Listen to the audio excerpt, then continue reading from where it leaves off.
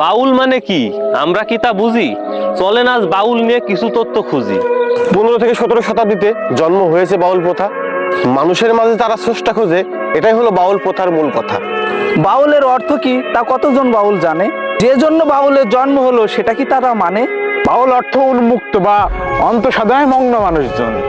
সংস্কৃত শব্দ বাতুল থেকে বাউল শব্দের আগমন। বাউল কি কোনো ধর্ম? কোন ধর্মেই বা তাদের মূল এসব আমরা জানি না বলে করে বসে ভুল।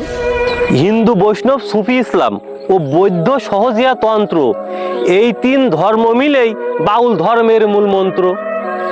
সব মানুষের অন্তরে নাকি ঈশ্বর থাকে, করে বসবাস, এটাই বাউলের মূল মন্ত্র, এটাই তাদের বিশ্বাস। ধর্মীয় বিশ্বাসের ধার ধারণা এটাই তাদের মত। মন্দির মসজিদের পরে তারা বেছে নিয়েছে তাদের পদ। বাউল প্রথা মেনে নিয়েছে, তার থাকে না কোনো ইমান। বাউল কখনো হতে পারে না তাই মুমিন মুসলমান। তোমাদের বাউল মতবাদ নিজের কাছেই রাখো, এই শোনা লাগবে কোরআনের পিছে। তুমি যা তো কিছু করতে পারবা না, শুধু জানটা হারাবা মিশে। কোরআন নিয়ে বাউল তোরা বিদ্রুপ করিস, ঠাট্টা করিস আল্লাহ পাককে নিয়ে।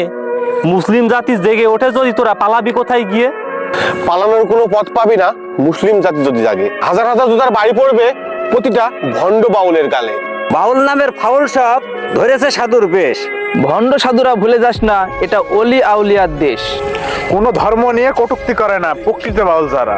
প্রেম, মানবতা, সুখ দুঃখ, স্রষ্টা সমাজ ও মানুষ নিয়ে গান গেয়ে যায় তারা।